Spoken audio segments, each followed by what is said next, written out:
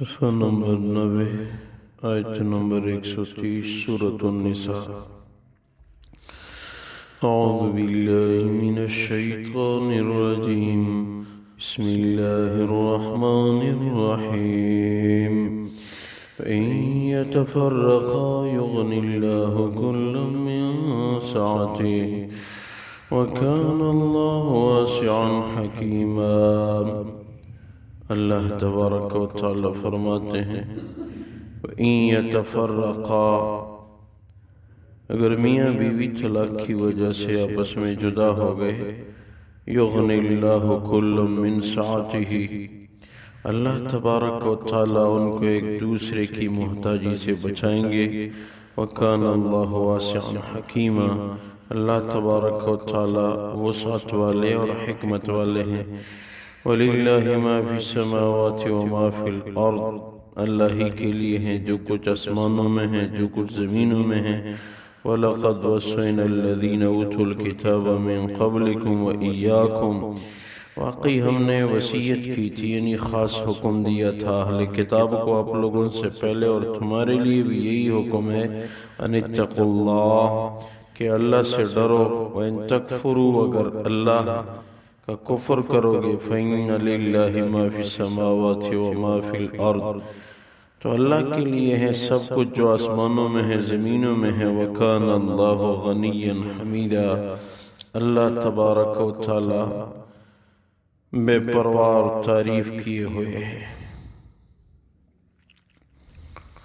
اللہ تبارک و تعالی ان آیات مبارکہ میں ارشاد فرما رہے ہیں کہ اگر خاوند نے بیوی کو طلاق دی، بیوی کے ساتھ زیادتی کر کے، یا بیوی نے خاوند کو تنگ کر کے مجبور کیا، خلا لی یا طلاق حاصل کی، تو جب طلاق کا وقوع ہو گیا، اب یہ پریشانی نہ ہو کہ یہ بیوی کہاں سے کھائے گی۔ اللہ ایک دوسرے کے احتیاج سے بچائیں گے۔ اللہ بہت وسعت والے ہیں اور اللہ حکمت والے ہیں۔ اللہ وسعت والے ہیں اور اللہ کے ہر کام میں حکمت ہوتی ہے۔ طلاق واقع ہو گئی، اسی میں شاید کوئی حکمت ہوگی۔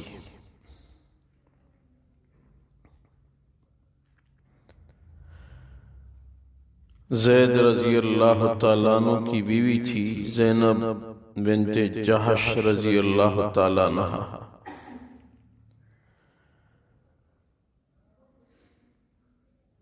تو اس کو حضور اقدس صلی اللہ علیہ وسلم کی مبارک ذات نے پیغام بھیجا کہ زید کا نکاح آپ سے کرائیں۔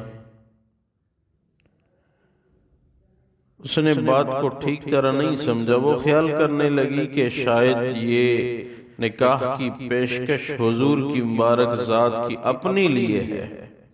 اس نے کہا ہاں ٹھیک ہے، میں رشتے کے لیے تیار ہوں۔ جب نکاح کا وقت آ گیا تو وہ کہنے لگی نہیں، میں تو اس کے ساتھ نکاح نہیں کرتی، میں تو سوچ رہی تھی کہ حضور اقدس صلی اللہ علیہ وسلم اپنے لیے مجھے کہہ رہی، وہ کہہ رہا ہے کہ آپ سے نکاح کرنا چاہتا ہوں، زید کے ساتھ تو میں نکاح کے لیے تیار نہیں ہوں۔ تو قرآن کریم میں 22ویں پارے کی ابتدائی صفحے پہ آیت سے اتری، اور اللہ نے فرمایا کہ اللہ کا رسول جس کے لیے جو رشتہ پسند کرے تو عورت کو چاہیے کہ اس پہ لبیک کہے، اس کو رد نہ کرے۔ یہ آیت جب اس نے سنی فوراً کہا ٹھیک ہے، میں زید سے نکاح کرنے کے لیے تیار ہوں۔ نکاح ہو گیا، کچھ عرصہ گزرا، اس عورت کی دلی خواہش تو حضور کی مبارک ذات کے ساتھ رشتے کی تھی، لیکن اللہ کی طرف سے حکم آیا، وہ تیار ہو گئی، نکاح ہو گیا، دونوں ایک ساتھ رہنے لگے۔ کچھ عرصہ گزرا تو زید رضی اللہ تعالیٰ عنہ آئے، یا رسول اللہ صلی اللہ علیہ وسلم، میں اپنی بیوی کو طلاق دینا چاہتا ہوں۔ اور میں کیوں؟ بس ایسے میری طبیعت ان کے ساتھ نہیں لگتی، میری زندگی کی خوشی میں اس میں سمجھتا ہوں کہ یہ مجھ سے علیحدہ ہو جائے، اس کو طلاق دوں تو پھر میں خوش باش رہوں گا۔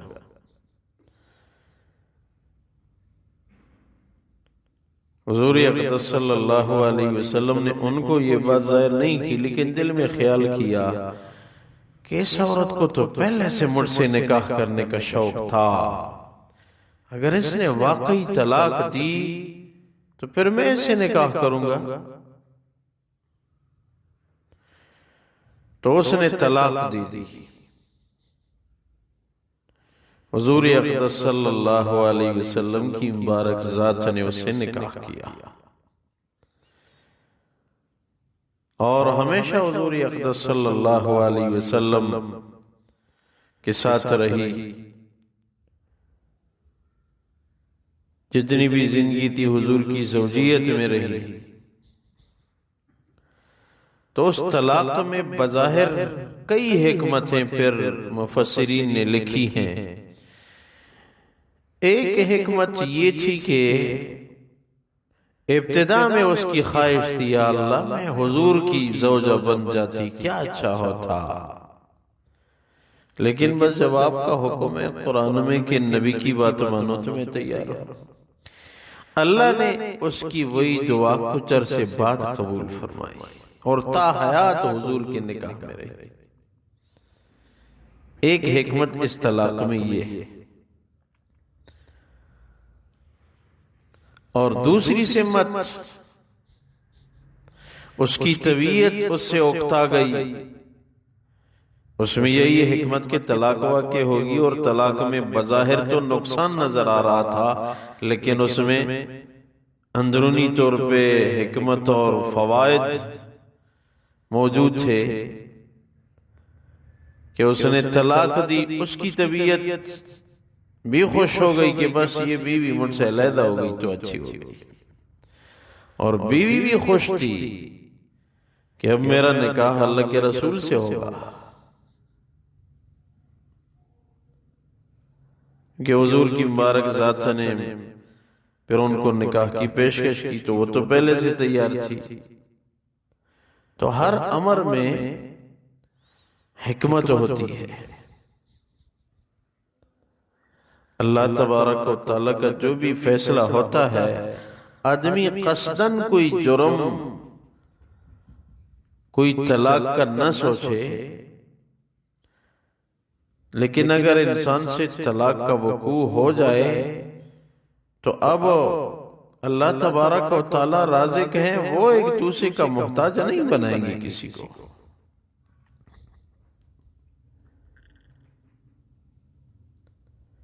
ایک ساتھی مجھے بتا رہا تھا کچھ عرصہ پہلے کہ یہ میاوالی کی طرف کوئی وہ ایک آدمی تھا، اس نے بیوی کو طلاق دی، تو شوہر جو تھا بڑا مالدار تھا اور بیوی ایک غریب خاندان کی تھی، تو اس کے بھائی سب انہوں نے کہا جی طلاق نہ دو، باقی جو بھی ہو بس رہے، لیکن طلاق نہ۔ اس نے کہا نہیں میں طلاق دوں، اس نے طلاق دے دی۔ ہم بڑے پریشان ہیں، یہ تو بھائی اس کے سمجھنے لگے ہم تو غریب ہیں، ہم بہن کا بوجھ بھی آ گیا، یہ کیا ہوگا؟ تو انہوں نے آپس میں مشورہ کیا کہ کیا کریں۔ انہوں نے بستی سے دور کہیں صحرا کی طرف کچھ 4-5 کنال کی زمین اس بہن کو دے دی، بس اسی میں کچھ تھوڑا بہت کاشت کرتی رہو، اور برانی زمین ہے، جو آپ کی قسمت میں ہوگا وہ ہوگا، بس یہ آپ کے نام۔ کیونکہ ادھر سے بھی اب محروم ہو گئی۔ اللہ کی شان کہ اس علاقے پہ وہ آدمی مجھے کہنے لگا، یہ وہ جو ڈی سی تحقیق والے آئے، اسی کی زمین میں وہ تیل کا کنواں نکلا، اور وہ بندہ مجھے کہنے لگا کہ ابھی اس عورت کو 45,000 روپے ہر مہینے گھر آ کے ملتے، گھر بھی اس کو 45,000 روپے مل رہے ہیں۔ تو واقعی قرآن میں اللہ نے جو کچھ فرمایا وہ واقعی سچ ہے کہ طلاق دو نہیں، لیکن اگر طلاق واقع ہو گئی بس اسی میں کوئی حکمت ہوگی۔ رازق تو اللہ ہے، نہ بیوی خاوند کے لیے محتاج رہے گی اور نہ خاوند بیوی کے لیے محتاج رہے گا۔ رازق مالک اللہ ہے، وہی نظام چلانے والے ہیں۔ باقی انسان دنیاوی حرص میں رہتا ہے کہ جی دنیا مجھے مل جائے، نہیں جی، دنیا مقدر میں ہے، دنیا مقدر پہ، مال مقدر پہ، جو مقدر میں ہوگا وہ ملے گا، اور جو مقدر میں نہیں ہے وہ نہیں مل سکتا، چاہے جتنا بھی انسان کوشش کرے۔ ہاں، شریعت کے دائرے میں رہ کے مال کو تلاش کرنا یہ کوئی جرم نہیں۔ ہمارے بڑی استاذوں میں سے تھے، فرمانے لگے مال جیب میں رکھنا جرم نہیں ہے، مال دل میں رکھنا جرم ہے۔ آج ایک ساتھی نے مجھے ایک عجیب واقعہ سنایا، کہنے لگے کہ یہاں انگریزوں کی حکومت تھی، تو انہوں نے ایک کسی بندے کو، ان کا خادم تھا، ان کو کوئی بہت لمبی زمین دی تھی، 13,000 جریب زمین دی تھی اس کو۔ تو ان کا خادم تھا، ان کو کہا کہ ہم تو ہوں گے نہیں ہوں گے، آپ کو کیا دیں؟ اس نے کہا بس مجھے زمین دے دیں، باقی کچھ میں جانتا نہیں ہوں، لکھنا پڑھنا مجھے نہیں آتا۔ انہوں نے ان کے پیچھے 13,000 وہ جریب زمین لکھ دی، اور اگلے دن اس کو کسی ساتھیوں نے، انگریزوں نے کہا اپنے ایک بندے کو اتنی زمین دی، اس پہ تو 100 بندوں سے ہم کام لے سکتے تھے، اتنی بڑی زمین ایک بندے کو آپ نے دے دی۔ اسے انگوٹھا بھی لگوایا اور سب کچھ اس کے ہو گیا، یہ تو آپ نے بہت نقصان کیا، اور بڑی جاگیر ایک بندے کو۔ اس نے کہا اچھا کل بلا لوں گا، ان سے واپس لے لوں گا، کوئی بات نہیں، اس سے وہ انگوٹھا کروا کے واپس کرا دوں گا، کچھ ان کے لیے رکھ لوں گا۔ تو ان کے پیچھے حکومت کے بندے بھیجے، اس بندے کو لے آؤ۔ وہ آج مجھے وہ ساتھی کہہ رہا تھا کہ اس کے پیچھے جب وہ گورنمنٹ کے بندے آئے، دروازہ کٹکھٹایا، تو اس نے دیکھا کہ کون ہے بھائی، دیکھو حکومت کے بندے، کیا کہتے ہیں وہ فلاں آپ کو بلا رہا ہے۔ فوراً اس نے زہر وہ کھا کے مر گیا۔ زہر اس لیے کھایا کہ ابھی مجھے پتا ہے کہ میں جاؤں، مجھ سے زمین واپس لینا چاہتا ہے، تاکہ زمین جو ہے وہ میرے پاس رہے گی، میرے بچوں کو ملے گی، میرے جو بہت بڑی جاگیر ہے یہ واپس لینا چاہتا ہے، بظاہر کھانا ہی بہتر ہے لیکن یہ چیز میرے پاس رہے گی۔ اب یہ کوئی عقل تو نہیں ہے، دنیا کے لیے اپنے آپ کو ختم کرنا یہ تو بہت بڑی نادانی ہے۔ اب وہ زمین کدھر گئی؟ ختم ہو گئی۔ جب وہ خود نہیں ہے تو پیچھے کا کیا فائدہ؟ جو رزق میں ہے وہ ایک کنال کے مالک کو بھی شام کو کھاتا ہے، صبح کو بھی کھاتا ہے، اور اگر کوئی وہ 1,000 جریب کا مالک ہے وہ بھی وہی ایک روٹی کھاتا ہے جو قسمت میں ہے۔ تو اللہ تبارک و تعالی فرماتے ہیں انسان ایک دوسرے کے محتاج میں نہیں بنا تھا، وَإِن يَتَفَرَّقَا يُغْنِ اللَّهُ كُلًّا مِّن سَعَتِهِ، اگر میاں بیوی جدا ہو گئے تو اللہ ایک دوسرے کی محتاجی سے بچا کے رکھیں گے۔ وَكَانَ اللَّهُ وَاسِعًا حَكِيمًا، اللہ وسعت والے اور حکمت والے ہیں۔ وَلِلَّهِ مَا فِي السَّمَاوَاتِ وَمَا فِي الْأَرْضِ، اللہ ہی کے لیے ہیں آسمانوں اور زمینوں میں جو کچھ ہیں۔ وَلَقَدْ وَصَّيْنَا الَّذِينَ أُوتُوا الْكِتَابَ مِنْ قَبْلِكُمْ وَإِيَّاكُمْ أَنِ اتَّقُوا اللَّهَ، واقعی ہم نے اہل کتاب کو جو آپ لوگوں سے پہلے گزرے ان کو اور تمہیں یہ حکم اللہ فرماتے ہیں کہ تقوی اختیار کرو۔ وَإِن تَكْفُرُوا فَإِنَّ لِلَّهِ مَا فِي السَّمَاوَاتِ وَمَا فِي الْأَرْضِ، اگر اللہ کا کفر کرو گے تو بے شک اللہ ہی کے لیے ثابت ہیں جو کچھ آسمانوں میں زمینوں میں ہیں۔ وَكَانَ اللَّهُ غَنِيًّا حَمِيدًا، اللہ تبارک و تعالیٰ تو بے پرواہ اور تعریف کیے ہوئے ہیں۔ یا اللہ اپنی بارگاہ میں قبول فرما، خلوص الہیت نصیب فرما، حلال رزق ہم سب کو نصیب فرما، حرام رزق سے ہم سب کی حفاظت فرما۔ اے اللہ برکتوں کا نزول فرما، رحم کرم فضل والا معاملہ فرما۔ حاضرین میں جس جس کے دل میں شرع جائز حاجات ہوں اپنے فضل سے پوری فرما۔ اے اللہ اپنے فضل سے پوری فرما۔ اے اللہ آخری خاتمہ بالخیر عنایت فرما۔ وَأُفَوِّضُ أَمْرِي إِلَى اللَّهِ إِنَّ اللَّهَ بَصِيرٌ بِالْعِبَادِ برحمتک و کرم، برحمتک و کرم۔